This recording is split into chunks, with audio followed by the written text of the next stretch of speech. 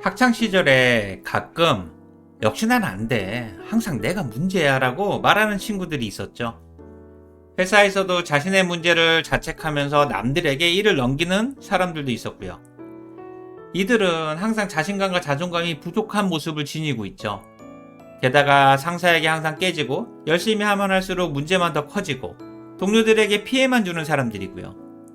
그래서 성과나 경쟁에서 매번 밀리고 승진은 누락되고 고생은 고생대로 하면서 하나도 인정 못 받는 불행한 호구나 조직 부적응자가 되기도 하죠. 당연히 자신감과 자존감은 항상 바닥이고요. 모든 일을 피하려고 하거나 책임을 두려워하고요. 옆에서 보면 직장 생활을 너무 힘들어하면서도 함께하기 싫은 그런 친구들이죠. 하지만 직장 생활을 하면서 자신감과 자존감을 키우기란 쉽지가 않고요. 자신감과 자존감이 바닥을 치고 있는 동료들도 의외로 많죠. 그러다가 최악이 되면 자신을 보호하기 위해 자기 비하가 시작되죠. 시간이 흐를수록 자기 비하가 습관이 되기도 하고요. 그러면서 점점 직장 생활이 최악으로 변하게 되죠. 그래서 오늘은 자신감과 자존감이 바닥을 쳤을 때 심각한 부작용인 자기 비하에 대해 이야기를 해보려고 합니다. 그럼 시작하기에 앞서 구독과 좋아요를 부탁드릴게요. 우선 자기 비하란 무엇일까요? 자기 비하란 자신감과 자존감이 바닥을 치면서 스스로를 비하하거나 확대하는 것이죠. 그리고 자기 비하가 심해지면 자기 혐오가 되기도 하고요.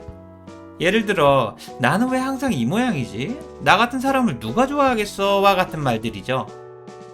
여기서 상태가 심해지면 역시 난 자격도 없고 능력도 없어. 그러니까 사람들이 나를 싫어하지가 되고요. 의외로 이런 모습들이 회사에 꽤 많이 보이죠. 이들은 상사나 동료들의 인정과 신뢰도 부족하고 평가 부진이나 승진 누락 등의 악순환되고 있죠. 게다가 인간관계도 힘들어지고 커리어나 평판도 이미 엉망이 되어 있고요. 쉽게 말하면 직장인으로서 이보다 더 나쁠 수는 없는 상태인 거죠. 그러니 자신감과 자존감이 무너지더라도 가능한 빨리 반등할 수 있도록 해야만 하고요. 하지만 현실은 전혀 그렇지가 않죠. 그렇다면 자기 비하를 하게 되는 원인은 무엇일까요? 자신감과 자존감이 바닥을 치는 상황이나 원인이 너무나 많듯이 자기 비하의 원인도 너무 많죠. 어린 시절 경험이나 불행한 성장 환경, 완벽주의 성향, 경쟁과 비교, 성공에 대한 사회적 압박, 반복된 실패 경험과 무력감, 자기 자신에 대한 부정적 인식, 우울증이나 공황장애 같은 정신건강 문제 등 자기 비하의 원인은 너무나 다양하고요. 게다가 자기 비하의 부작용으로 자신감과 자존감의 지속적인 저하, 도전과 실패에 대한 두려움, 과도한 걱정과 불안 등 자기 비하의 원인과 부작용이 서로 악순환되는 거고요. 어쨌든 자기 비하의 원인과 부작용이 너무 많지만 좋아지려면 어디에서부터 시작할지 막막하죠. 그렇다면 이렇게 부작용이 많은데 사람들은 왜 계속 자기 비하를 하는 걸까요? 혹시 스스로 자기 비하를 하는지 몰라서 계속하는 걸까요? 사실 자세히 생각해보면 자기 비하도 일시적이지만 긍정적인 효과가 분명히 있죠. 자기 비하도 자기 자신을 보호하려는 본능에 가까운 거니까요. 우선 첫 번째는 예의가 있고 겸손해 보일 수가 있다는 거죠. 물론 겸손과 자기 비하는 분명히 다르지만 처음엔 누구나 오해할 수 있고요. 두 번째는 다른 사람들의 동정심이나 관심을 일시적으로 유발할 수도 있고요. 사람들이 나에 대해 안타깝게 생각하면서 배려하기도 하잖아요. 그래서 상대적으로 편안한 직장 생활이 일시적으로 가능해지고요. 마지막 세 번째는 주변 사람들의 위로나 격려가 나의 자신감과 자존감을 일시적으로 올려주는 것처럼 느껴지죠. 물론 이것도 위로받는 듯한 느낌에 불과할 뿐 진짜 위로나 배려는 아니라는 거고요. 게다가 자기 비하가 지속되면 주변 사람들이 쉽게 지치고 떠나게 되죠. 아무리 응원하고 배려해도 변화가 없으니까 어느 순간 포기하게 되는 거고요.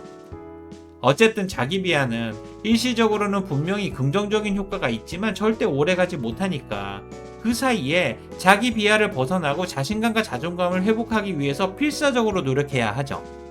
하지만 이게 쉽지 않으니까 계속 자기 비하 상태에 있는 거고요. 그렇다면 마지막으로 자기 비하를 벗어나려면 어떻게 해야 할까요? 우선 전제는 모든 상황에서 자기 자신을 최우선으로 보호하고 배려해야 합니다. 쉽게 말하면 자기 자신을 가장 소중히 생각해야만 하는 거죠. 그리고 이런 생각을 바탕으로 자신의 강점과 장점을 명확히 인식하고 항상 긍정적인 자기와의 대화를 해야 합니다. 남들은 이미 나에게 실망했으니까 자기 격려라도 해야 하죠. 그리고 남들과 경쟁한다는 생각보다는 공존한다고 생각하고 비교도 하지 마세요. 자신감과 자존감이 떨어질 수 있는 상황에서 최대한 벗어나시고요. 혹시라도 약물 치료가 필요하다고 느껴지면 병원에도 꼭 가세요.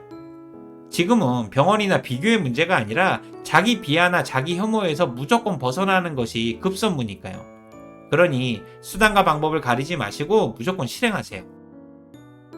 저는 직장 생활을 하면서 자신감과 자존감이 바닥으로 떨어질 수는 있지만 자기 비하를 계속하는 것은 확실한 병이라고 생각합니다. 그리고 이 병은 혼자서는 고치기 힘들고 주변의 응원과 배려가 많이 필요하고요. 솔직히 직장 생활은 자기 비하보다 남들에게 피해를 주는 이기주의자나 소시오패스가 되는 것이 훨씬 바람직하다고 생각합니다.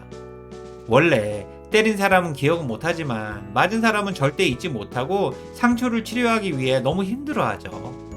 그러니 가해자가 되더라도 피해자는 되지 마시고 자기 비하는 절대 하지 마세요.